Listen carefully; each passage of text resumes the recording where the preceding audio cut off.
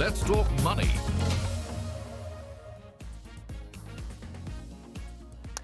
Hello and welcome to this week's edition of Let's Talk Money. I'm your host, Surabhi Upadhay. Now, there has been a fair amount of chatter around stress that has perhaps crept in retail lending, especially loans that are unsecured, which basically means that they're not backed by collateral. These could be, for instance, credit cards, or they could be personal loans. In fact, the Reserve Bank of India flagged off this trend a few months back, along with tighter regulations for this segment as well.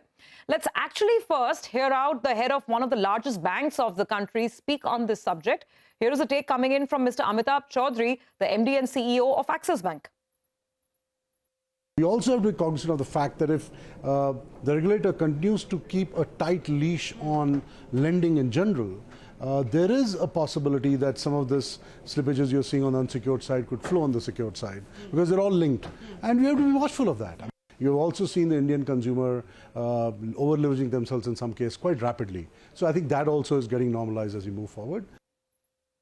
Okay, so perhaps we consumers have gone a little overboard, but the regulator is watching and so are banks. So the onus is on us, the borrowers, to be more responsible, to ensure that we don't go overboard and fall into perhaps a debt trap of sorts, and that we make use of credit judiciously to further our financial goals.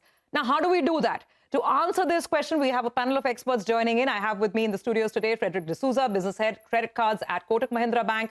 Also Bhavesh Jain, MD and CEO of TransUnion CIBIL. And joining us all the way from Prayagraj is Mr. Ashutosh Khajuria, former executive director at Federal Bank. And of course, he's been a career banker and, has watched these trends unfold over multiple cycles. So, gentlemen, thank you very much for joining in. I want to start with some context setting because, as customers or borrowers or viewers, we've been hearing all these headlines around, stress in unsecured loans, stress in credit cards.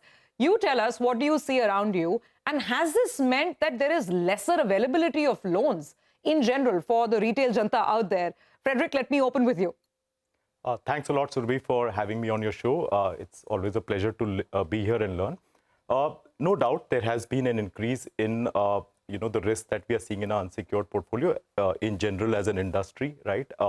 And there has been a lot of stuff that the various issuers have done in order to manage either the new issuances or the kind of exposures they take on customers in terms of credit limit programs and things. Yes, but that does not mean that this is, not an opportunity to expand your risk or to get the right kind of customers in. It is more of a phase of responsible borrowing, as you rightly put it. So that's I would say, the spirit in which banks are operating now. Fair. So that's why we're here to educate, inform, and to sort of, get people to take charge and take responsibility behind their actions, even if it is taking on that credit card or a loan. Bhavesh, come in on this, and you guys are the holy grail, right? Everybody's talking about their CIBIL score. I think that level of education has happened, that I need to maintain a good credit score, a CIBIL score, right? Yes. What have you observed in the last couple of months, the trends around us? Firstly, thank you so much, Surabhi, for having me on the show. Yes, with the timely regulatory guidance, along with the relatively high credit deposit ratios, we have seen a moderation in the retail credit growth. And let me put out some data points. We have seen housing loan decline year on year with a 9% reduction in volume. Credit card, in fact, has declined by 30% year on year in terms of volume originations. This is as of the June quarter. Yes, June quarter as compared to 23. Previous year. Yeah. Yes. But the interesting thing is that two-wheeler volumes in terms of financing has gone up. And what we see from the CIBIL data is that there are emerging pockets for lenders to tap into these deserving and credit-eligible consumers across different age groups, across different geographies, across different socio-economic categories, which gives an opportunity for the credit institution to go deeper into multiple geographies, bring these consumers into the credit fold. Sure. And we see an opportunity for the consumer to reach out to these institutions and get the right terms and conditions. Yeah. So we see a win-win opportunity still existing. Okay, fair enough. Let's bring Mr. Khajuria into the conversation as well. Now, sir, you've been a career banker and you've seen so many of these cycles play out, right? And I guess for a borrower, the temptation will always be there. As there is more access to credit, I'll always want to have a fancier car, a better looking house, better clothes. I'll want to go on a big fancy foreign holiday. But where do we begin? How do I determine how much can I leverage myself? See, I think there should always be a proportion of, what your normal expenses are, which are the ones which are to be met necessarily. And once they are taken out, then one can look at the discretionary spending. And that spending can be substituted by loan, subject to, of course, the cost of borrowing as well. And then multiple borrowings at the same time sometimes create problem for the lenders also to assess. Now we have very good credit bureaus and all sorts of information is available. And therefore, lenders are also becoming more informed before taking a call. But whatever said and done, for a borrower, they definitely must look that they do not fall into debt trap. And debt trap is a situation where it is difficult to service the liabilities. You need to borrow more to service the earlier ones. And that should not happen. No, absolutely. Frederick, your thoughts on this? And the fact that there's easier availability of credit as well, right? You tell me, I mean, there are fintechs, there are NBFCs. So is it true to an extent that just because it's become easier, one has a propensity to borrow more? And how to guard against that? I think, fundamentally, when you're thinking about borrowing, I would advise all your viewers and the customers to think about how much of their income can they actually service for either some EMI or any other debt obligation, right? As a rule of thumb, I would recommend, say, 40 to 50% of all your net monthly income should not go into servicing. Beyond that should not go into servicing an EMI, right? And I think when you look at that as a metric, and this is a rule of thumb, right? It varies from individual borrowers. Each of them have their different requirements and financial situations. The other thing I would add is that, like Mr. Khajuria also rightly pointed out, one should understand their income and their expenses also, right? A lot of times, while we get a salary in hand, but really how much of our income is disposable, right? So we have our rent payments to do, education for kids, insurance premiums, and day-to-day expenses, right? And some of the discretionary expenses also not really non-discretionary, right? So to that extent, having a good understanding of your disposable income, ensuring that you do not cross a certain amount of your monthly take-home in debt repayments is something that fundamentally an individual should monitor and govern. So 50% is the rough cap that you'll go with, that all As your a general repayments rule of thumb, yes. should not be more than 50% of your income. Mr. Khajuria, to come back to this point, weigh in also for people who do have some cash in the bank or in their investments or in their fixed deposits. Sometimes the choice is between breaking that fixed deposit versus taking on a new loan. And that can be a little difficult. What would you guide on this? Surabhi, I'll slightly differ on that count wherein we fix a particular percentage. There could be a situation where for subsistence itself, the borrower needs to spend almost 75 to 80% of one's income. If that be the situation, then the leeway is very little. Then he has only 20% of income available to him, through which, he has to manage his EMIs, his liabilities. Now, as regards, breaking the FDs and all, it's give and take between, what sort of rate of interest you are having on your existing FDs. If suppose FDs were opened in a cycle where rates of interest were higher and the FDs are continuing, I'll just take some numbers to understand it better. Suppose if you are having a fixed deposit which is running at about, say, 8.5%, and the interest cycle, changes. And now you have, say, this FD is for, say, 5 years, and it has run for 3 years. Now you have a balance tenure of 2 years. But the borrowing is available at lower than the rate of return on FD. Then one should not break, because he has a backup to repay his liabilities. In that situation, it would be advisable to go for a loan. Okay. All right. Fair enough. So you need to understand which way the borrowing cycle is moving. And we will spend some time doing that in the next couple of minutes as well. But before that, how do institutions decide whether you'll get that loan or not? Obviously, your credit score plays a big part in that. So, Bhavesh, come in on this. We all know that, 700 is that holy grail mark, right? But what happens if someone has a score below that? Are your chances really, considerably reduced then? Tell us more about the credit profile. Sure. So first, let me take, for your viewers' benefit, few minutes to talk about the CIBIL score. So it ranges from 300 to 900. The closer you are towards 900, which is a reflection of a healthier credit profile.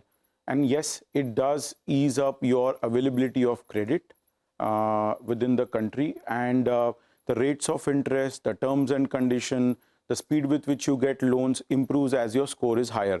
And to your question around saying that if you have a score below 700, what does it do to you? So each institution have different score thresholds based upon the type of loan you are seeking, the tenure of the loan you are seeking. Are you looking at an unsecured loan like a credit card or personal loan? Are you looking for a housing loan? But does that mean a low score means end of everything? The answer is no. Because you can make sure that you work on your financials, you continue to pay your loan on time. If you have multiple obligations, you consolidate into one loan. You make sure that you don't max out your credit limits. Then it's important that you don't continuously keep applying for different loans or credit cards across different institutions, and you live within your means. You sort of have a good credit discipline, and over a period of time, you should be able to get back into a healthy score band. And when you say low score versus healthy score, define the rough ranges that that institutions typically go with. So generally, there are a bulk of institutions who consider 700 and above good. There are bulk of institutions who consider 725 or 750. Okay. But between 700 to 900, yes, you will be welcome with a sort of a red carpet. Okay, so let's ask the bankers then, because obviously the credit score is one criteria. There are lots of other things that will be checked before you get that second credit card or that second personal loan to go over an auto loan that might already be running. So what are those conditions and what all should I be mindful of, especially if I already have a home loan and an auto loan going on? I think to add to what Bhavesh said, right? See, a score is also something that builds over a period of time, right? So as a bank, we obviously, the fundamental thing is to see the cash flows of the individual, right? So if somebody especially someone has a bank account with you, you have a very good understanding of the relationship, the vintage the customer has with you, right?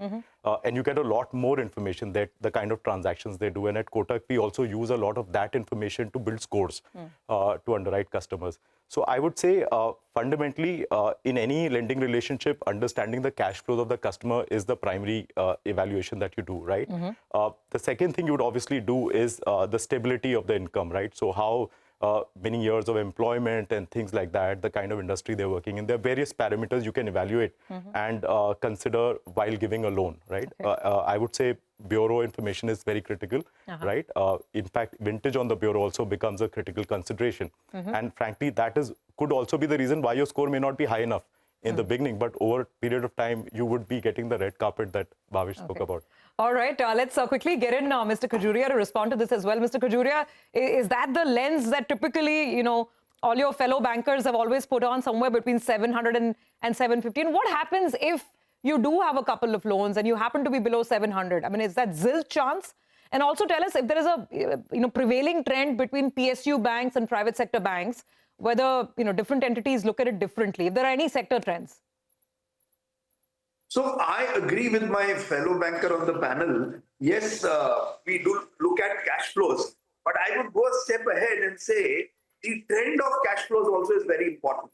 As to somebody is having a rise in his salary, say about 15-20% every year, and that is happening for the last 3-4 years, I think a fair guess can be made as to what his cash flow is likely to be. And then with the, while discussing with the customer, normally in personal loans and credit cards, you go, mainly buy the scorecards and all, and there is a lesser sort of occurrence of the interaction, one-on-one interaction with the borrower.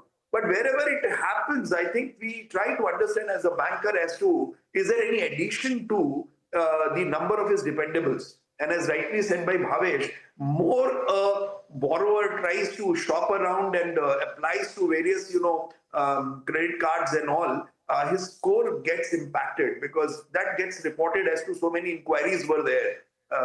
So I think cash flows are very, very important. And it's not limited to only credit cards and personal loans or other retail loans. It's also very, very important for other segments of lending, including the corporate bank. No, absolutely. Bhavesh, just to complete this point, so just clarify this for us. Even if someone goes to inquire around for a loan and multiple loans, that means the credit score and the profile is going to be impacted? Okay, let me explain it for the benefit of the viewers, that if you go and seek information from different credit institutions, it does not impact. But if you apply to 5 banks or NBFCs seeking a loan or a credit card, which means you are seeking credit at the same time for multiple institutions. There's a difference between seeking information versus seeking credit. When you seek credit from multiple institutions, yes, it sort of impacts your score to some extent. Okay. But at the same time, if you come on to any of the websites, including CIBIL.com, and pull your own report, as an individual, it does not impact your score. Because you're just checking where you stand. Exactly. But one more question on this. A person having 4 outstanding, personal loans or credit cards or home loan, auto loan, versus someone with just 1 outstanding loan, say a home loan. The guy with the 4 loans will have a lower credit profile or a lower credit score. Is that a general way of looking at it? So I would say the most important aspect here is the repayment behavior. Okay. Whether an individual has 1 loan or 3 loans, the most important aspect is this individual paying it on time or not? That's the biggest deciding factor. Got it. So it's not the number of loans, but how are you servicing those loans? That determines the credit profile and the credit score that you are going to keep. Okay, we need to take a very quick break. On that note, this is a very interesting conversation. On the other side, we talk about how you can use a falling interest rate cycle to improve your credit history, to perhaps repay off some loans. How do you do that? Discuss this after the break.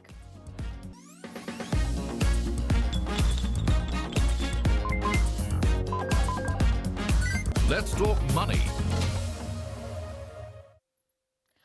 Welcome back. You're with us on Let's Talk Money. And this week, we are putting the spotlight on how one can borrow responsibly to avoid a debt trap and yet to achieve your financial goals. Well, we have a panel of experts with us. And the fact is that this year is supposed to be the year when the Reserve Bank of India starts lowering interest rates. So if we are indeed going to be in a falling interest rate regime, then how can we utilize this time to perhaps take on the right kind of loans, repay some of the old loans, and improve our debt profile? Mr. Khajuria, that question for you. Help us out over here. So I think in a falling interest rate scenario, which is likely to come, that's what the expectation is. If the inflation is reined in, then there is a likelihood of policy rate being cut by the central bank.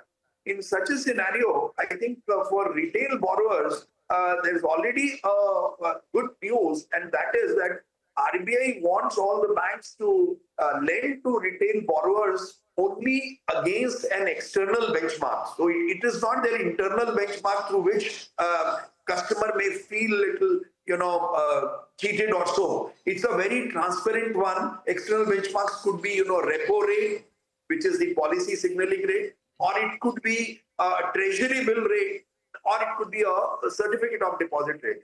Now, when the interest rate is expected to fall, assuming that repo rate, which is currently at, say, 6.5%, is likely to move to, say, 5.5%, 1% cut, then I think the new underwriting, when it happens, borrowers should ask for, or rather request for, a floating rate interest, so that whenever repo rate falls, their effective interest rate would go down. Suppose today it is, say, repo rate plus, say, 2%. So that means it is at 8.5%, 6.5 plus 2, 8.5%. And assuming that repo rate is cut by, say, 25 basis points, then repo rate becomes 6.25. At that time, the effective interest rate for the borrower would automatically become 8.25%, and so on and so forth. Suppose if the fall is of 100 basis points, the borrower would be benefited by a lower rate of interest of at least 100 basis points. Now, this is one part. Second is, the lenders may ask for, fixed interest rates, or maybe earlier contracts would have been there at fixed rates of interest.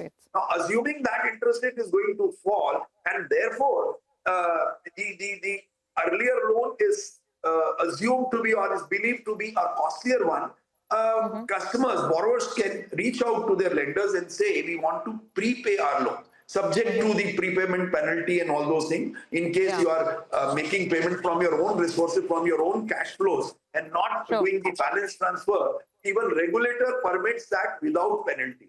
So in such a scenario, borrowers should go in for making prepayment of fixed rate of interest loans. Okay, get the fixed rate out of the way, fixed loan out of the way, and move to a floating rate if the rate environment is going to become a little more benign. Got that, sir? So very quickly, gentlemen, down to the final thoughts and the checklist. Frederick, why don't you take it up again? Just again, the hygiene factors that we must keep in mind to ensure that we are not getting into a debt trap and not over-leveraging where we can't service the loans. I think the starting point for any customer should be their long-term financial goals, right? They have to keep in mind that they're saving enough and investing in the right place, right? An understanding of your disposable income, right? Like we discussed earlier in the discussion too, exactly how much do you have available with you to pay your EMIs, right? While we spoke of rule of thumbs, but each individual is unique, right? So having that clear understanding, what are your fixed obligations every month, and therefore what is it that you have available to pay? And Bhavesh also rightly pointed out that it's the repayment that matters, right? So I would say these are two very critical considerations, and then figuring out exactly, what could be your exigency fund requirements. Right. So at times you may need a certain cushion of cash with you for whatever exigencies you may have, or even a foreseeable long expense coming down the line, right? It could be even a holiday, right? So having that financial soundness and understanding of your disposable income is very critical before you take a fresh loan. I think add to that, when it comes to being more responsible with the loans that you have, not missing your payments is holy grail, right? It doesn't go, it goes without saying, right?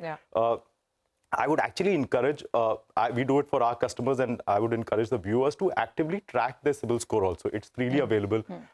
Even TransUnion offers it to customers on their website, right? So please keep track of your CIBIL score, because once it's like, once you know a metric and you're tracking it, then you want to make it look good. No, absolutely. And, just to finally, come down to even those who are stressed, because we are in an environment where people who are watching this could be facing, challenges in servicing loans.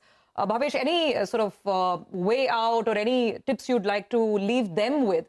Where can they seek help, and how should they try and sort of, get out of that situation? So keep it simple, I would say, that if you have multiple loans, credit cards, do a simple consolidation, keep bare minimum number of financial obligation, continue to pay on time, don't apply for additional new loans across multiple institutions, and keep monitoring your credit report and your credit score, because that's a reflection of your financial health. Okay. All right, gentlemen. This was a helpful conversation, and hopefully the takeaways will help our viewers and, of course, your borrowers to borrow more judiciously and responsibly. Thank you very much for sharing some insights. Well, with that, we're out of time, so it's a wrap on this week's edition of Let's Talk Money. Keep sending us your feedback, comments, queries, and questions. We'll see you again next week.